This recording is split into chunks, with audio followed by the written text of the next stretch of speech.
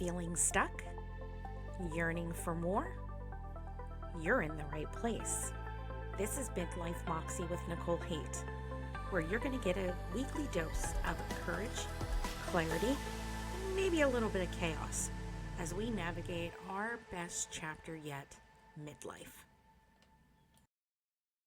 Welcome back to Midlife Moxie with Nicole.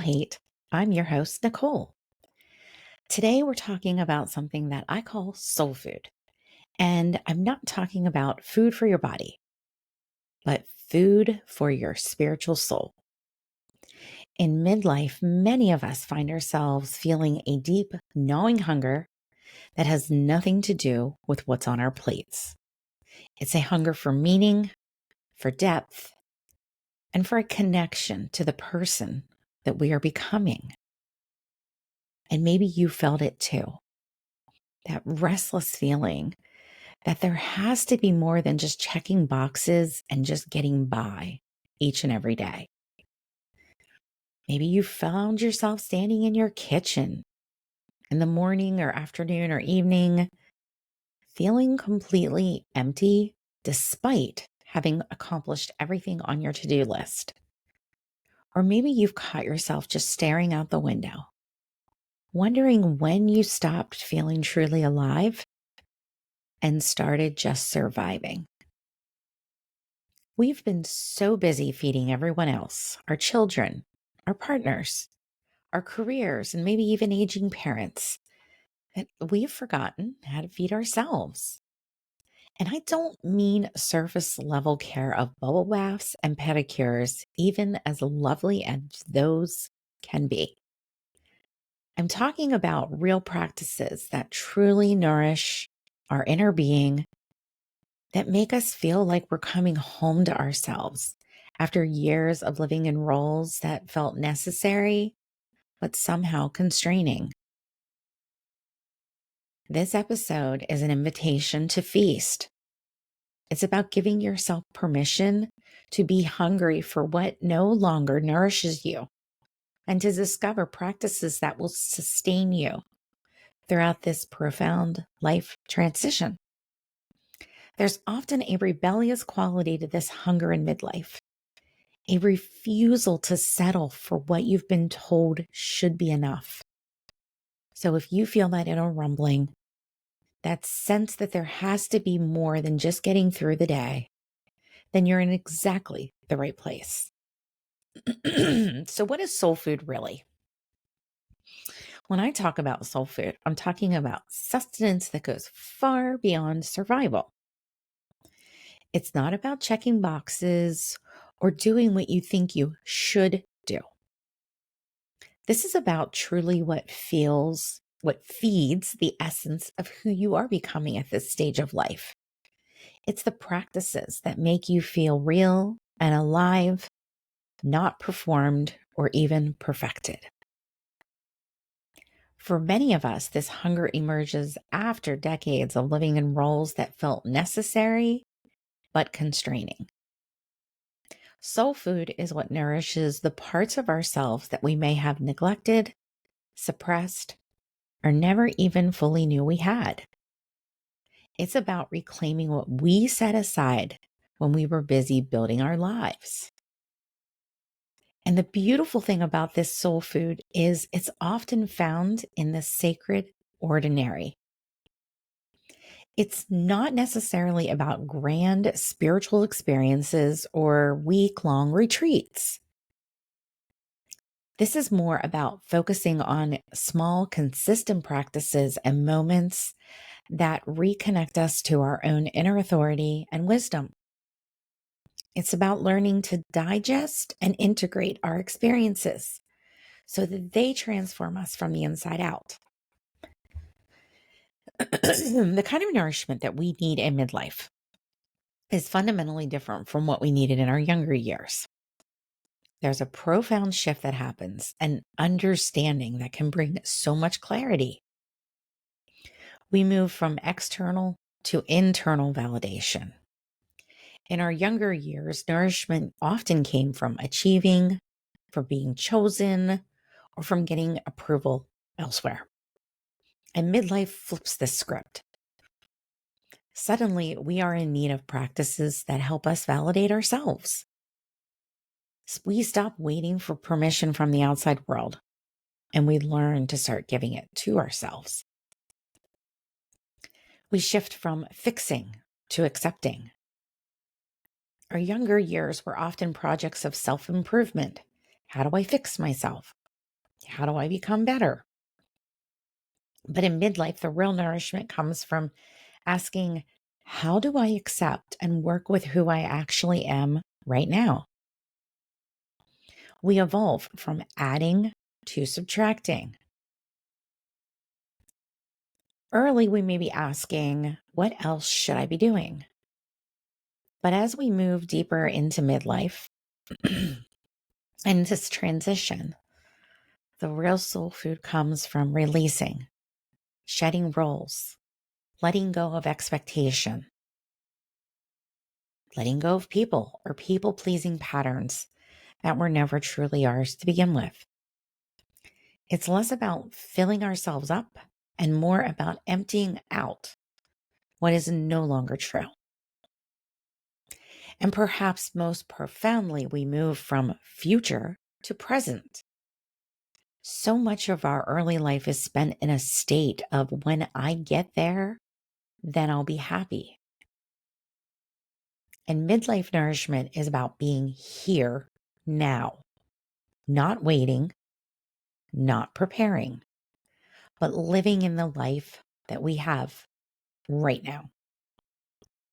And this often means a shift from being busy to being still. The constant doing that once felt productive starts to feel deeply depleting. We begin to crave silence, space, and even nothingness. Stillness becomes essential, not optional. And that comes from a shift from constant connection to a hunger for solitude. And it's not that connection stops mattering, but we start to develop a deep need for time alone, to hear our own thoughts, to feel our own feelings, and to remember who we are when we're not performing for anyone. And finally, there's a shift from holding it all together to allowing ourselves to fall apart. The real nourishment is in the unraveling, not the maintaining of a perfect facade. It's about trusting that we can be messy, that we can fall apart, and that we will come back together differently, more whole than before. So, what do these practices actually look like? I have personally found that they tend to fall within 7 key categories. And I want to give you some concrete examples of each. So the first is making peace with your past. This is suddenly dealing with all the stuff that you've been carrying, the old hurts, the family patterns, the version of yourself that you've left behind. Midlife brings these all to the surface so you can finally put them down. This might look like writing unsent letters to people who hurt you and then burning them or tearing them up and throwing them away. Or doing a simple body scan before you fall asleep and asking, what am I still holding on to? And sometimes it can be as simple as journaling about what you would tell your 20-year-old self now. Next is listening to your body again. Look, at this age, we know the body is changing and changing in ways that we don't understand. But instead of fighting it, what if you actually listened to the messages and signals from your body? Because these can be practices that can help you feel at home and safe in your own skin again. Try setting a timer 3 times a day to pause and notice, maybe where you feel tight or where you feel open. Track your energy through the month and notice any patterns that you might have instead of fighting them. And you can easily just put your hand on your heart and ask, what do you need right now? And wait for the answer. Finding your real voice. This is actually about saying what you really think, stopping the automatic, I'm fine response, and learning to speak your truth without apology or over explanation. I've talked about this on other episodes, but this could be simple and starting small, like just saying no without providing a deep explanation as to why. Or notice when you're about to say sorry and pause to rephrase without apologizing. You could record yourself speaking your truth out loud when no one is listening and just getting used to hearing your own authentic voice. Sitting with the big questions. This isn't rushing to find answers, but simply allowing yourself to wonder about who you are now, what truly matters to you, and what you actually want for the rest of your life. Try morning pages, 10 minutes of stream of conscious writing with no editing. Pick one question each week, like, who am I becoming? And just live with it. Don't force the answers. And at the end of each day, reflect on what felt true today. This one is a difficult one, and I've talked about it on a previous episode, but it's feeling good in your own skin. Reconnecting with feelings that you may have lost along the way. Joy, pleasure, creativity, anything that gives you a sense of being fully alive. And not thinking of this as a luxury, but as a birthright. Dance to a song that you like daily. Don't judge how your body moves, just let it be natural. Or name 3 simple pleasures each day. Some examples could be your morning coffee, morning sunlight on your face,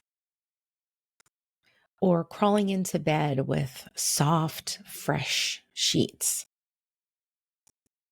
Do one thing weekly just because it feels good and not because it's productive. There is a sense of understanding where you come from. You may look at your mother or your grandmother and see what they've carried and notice any patterns that you have inherited that you can now choose to heal or release. This is about a deciding factor within you that it stops with you. You might want to write down 3 patterns that you see in your mother or your grandmother and notice which ones you're repeating. And at the end, you may want to say this sentence to yourself. In my family, women always. And notice what comes up. And create then a release ritual. Write the pattern that you're done with, speak it aloud, burn it, tear it up, throw it away, bury it. Just get rid of it. And let's get honest about time. Because there is a sense of time that you're not going to live forever that can change a perspective deeply. It can make you brave. It can make you feel very real and alive. And it makes you think about, stop wasting your precious time on what truly does not matter anymore. You could ask yourself weekly, if I had 6 months left, what would I stop doing and what would I start doing? And look at your calendar and notice what's on it out of obligation versus desire. Each day, ask yourself, did I spend today like it mattered? Next, we're going to go into surface versus soul and how to tell the difference. How do you know if a practice is truly nourishing your soul or just another should that is on your to-do list? Or just another practice that someone else told you worked for them? Are you really connected to it? Here's a few key ways that you might be able to tell. First, listen to your language. Surface level self-care often sounds like, I should meditate or I need to do yoga. Soul nourishment sounds like, I'm drawn to sitting in silence, or something in me really wants to paint again. Second, notice where you're feeling this in your body. Surface care often sits in the head. It's a thought. It's about what's good for you. Soul nourishment lands in your heart or maybe even in your gut. That creates a sense of expansion in your chest or maybe another part of your body. It's a felt sense, not just an idea. Third, use the so what test. Ask yourself, and what does that give me? Surface care often leads to a functional answer like, yoga makes me feel less stressed so I can function better. Soul nourishment leads to a core truth like, sitting in silence connects me to myself, which reminds me of who I am, which helps me trust my own knowing. When you hit that core truth, you'll feel it. And you might even tear up or take a deep involuntary breath. And finally, look at your results over time. Surface care might feel good in the moment, but it probably is not changing anything fundamental about your life. Soul nourishment leaves evidence. It changes your choices. It strengthens your voice. It alters how you show up in the world. Let's bust some myths because I do like to break some rules. Because there's a lot of myths that are out there that probably are keeping us from truly feeding our souls. Myth number one, self-care is supposed to feel good. The reality is that real nourishment can sometimes feel deeply uncomfortable. Sitting with what you've been avoiding, speaking your truth when you're used to being silent, or setting a boundary with someone you love, these things will all feed your soul, but they might make you feel anxious at first. If it only feels good, you might just be staying in your comfort zone. Myth number two, I need to be calm, peaceful, and zen.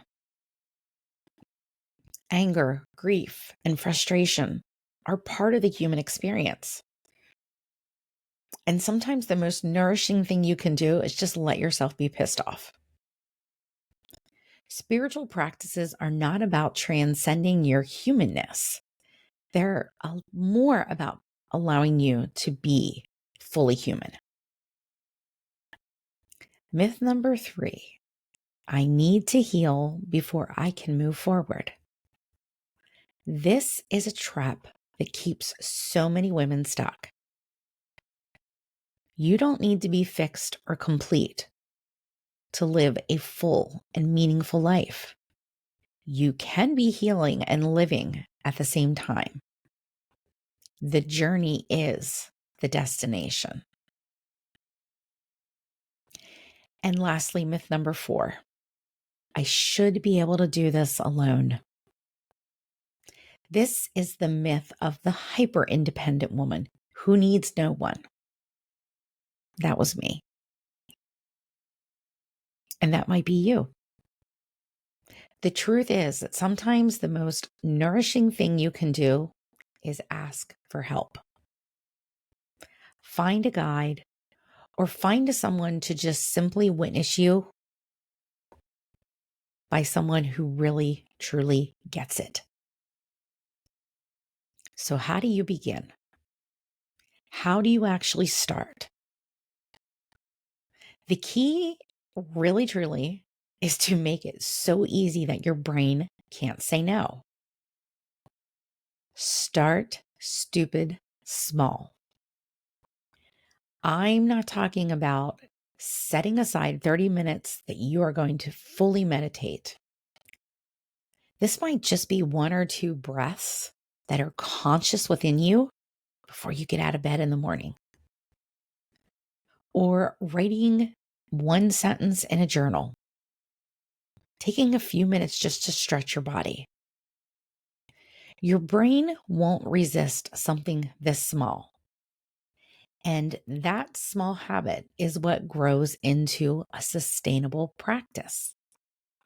The goal is to make it so ridiculously easy that you can't talk yourself out of it. Anchor to what you already do. Don't try to add another thing to your overscheduled day. Layer it into an existing routine. So maybe while your coffee is brewing in the morning, you might do a quick body scan. In the shower, you might just say one truth out loud.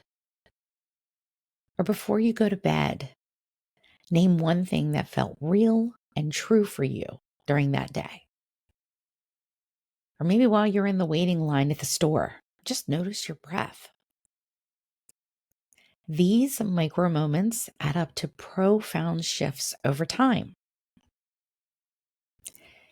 Pick one thing. Don't try to do all 7 of the practices that I previously mentioned. Pick the one that pulls at you right now and commit to it for 30 days. Depth over breadth is the name of the game. Which one made your heart skip a beat when I mentioned it? Which one made you think, oh, I could never do that?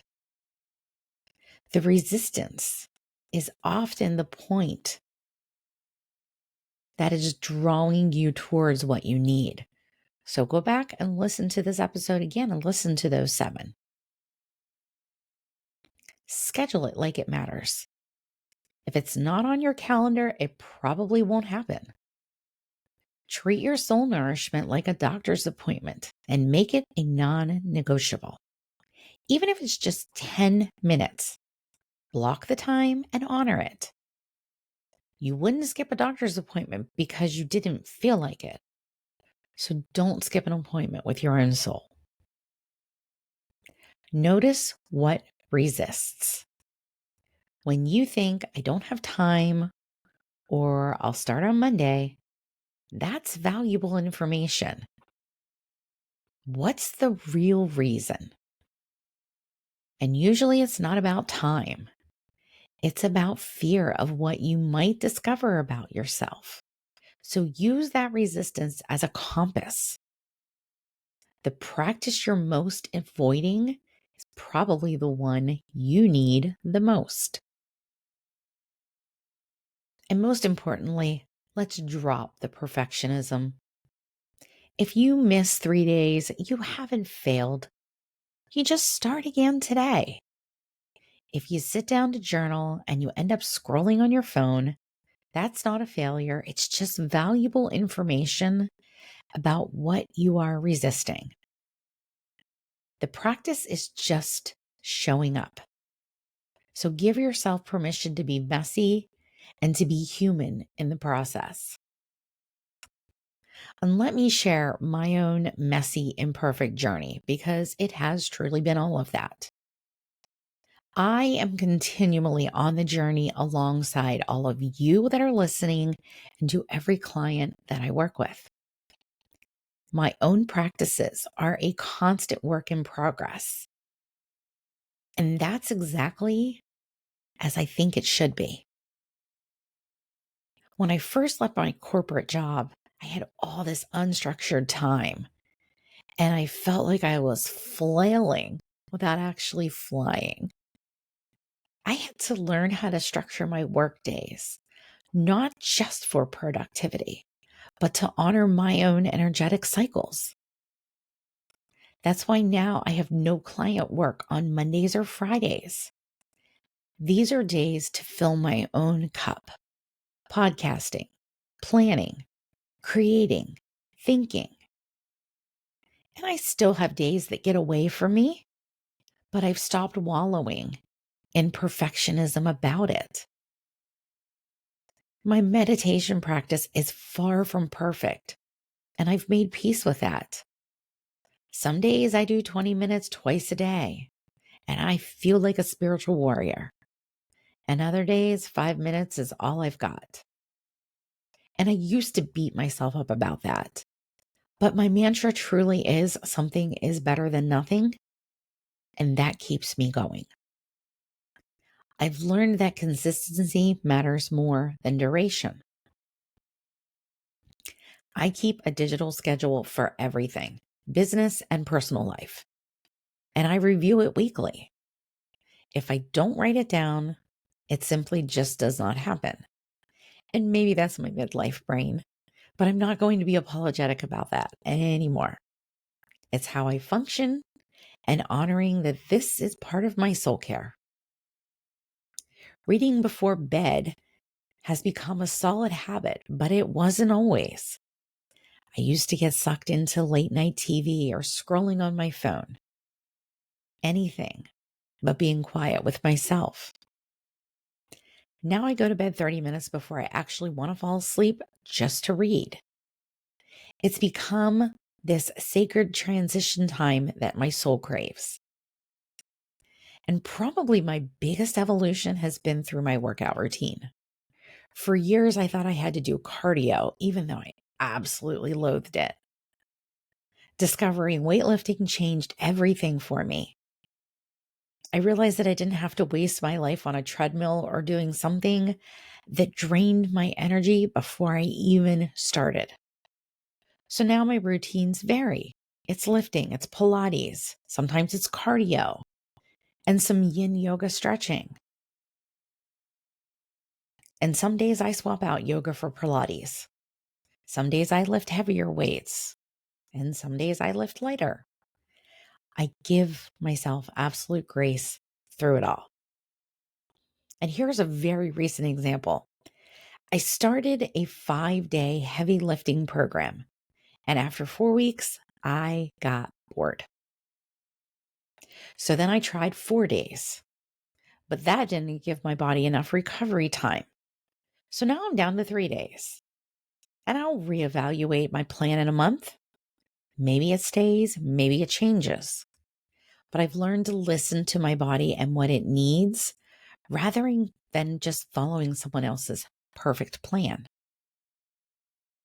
I've learned that the key is to be in constant conversation with myself to reevaluate what's working and what's not, and to give myself permission to change my mind.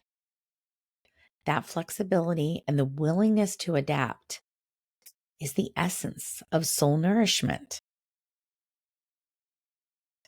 So my invitation for you this week is to have a feast. It's to get curious about what your own hunger is. It's asking yourself, what is your soul craving? What is one stupid small practice that you can begin not as another thing to do, but as an act of coming home to yourself. Remember, you have permission to feast. You have permission to want more depth, more meaning, more joy. You have permission to reject what no longer nourishes you and to create a life that truly feeds your soul. Thank you for joining me in this conversation. Until next time, be kind to yourself and trust that you know exactly what you need. I will see you on the next episode of Midlife Moxie with Nicole Haight. Before you go, I want to make sure that you know how to stay connected to this work, because what we have talked about today, this is just the beginning.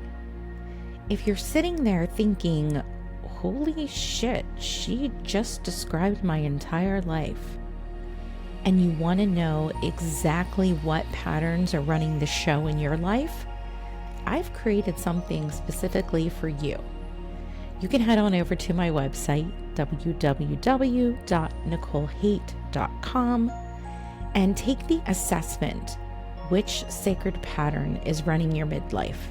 It's a free diagnostic tool that will tell you exactly where you are in your own conditioning and what your next steps should be. There's no fluff, no generic advice, just precise information about your specific patterns. Because here's the thing, you can't interrupt what you can't see. And most women are trying to change their lives without understanding the deeper nervous system conditioning that is actually driving their choices. If you want to dive deeper into these conversations and connect with other women who are also done performing their way through life, you can join my private Facebook group. Link will be in the show notes. And it's where we have conversations, real, raw, unfiltered truth about women in midlife. And if you want to be on my VIP list for weekly doses of truth that maybe help keep you accountable to your own transformation, there is a link in the show notes, but there's also a link at my website, www.nicolehaight.com, where you can sign up to be on my email list. This isn't a typical newsletter filled with tips and inspiration, though I do include that from time to time. This is a newsletter where I share hard truths, insights, raw, unfiltered things that are just not socially acceptable on social media. And these awarenesses that you can take away from what I share can be a catalyst for change. So I invite you to sign up. And if you're ready to go even deeper, because you might be tired of all of this surface level work and you really want a whole system level transformation, everything you need to know about working with me is on my website, www.nicolehaight.com. I'm not a coach, and this isn't coaching, and it's not therapy, and it's sure as hell not spiritual bypassing. This is a resurrection of the nervous system. And this is for the woman who is ready to stop performing and start living. You can also follow me on Instagram, Threads, and YouTube at I am Nicole Haight, where I share reminders about conditioning and women and midlife, confronting truths and desires that are just frankly not up for negotiation. So next week we will continue to have discussions that likely will make some of you squirm. It is what I'm best at. But if this episode shifted something for you, do me a favor and leave a review. Not because I need an ego boost, but because there are women out there who are Googling, why do I feel invisible in my own life at 2 a.m.?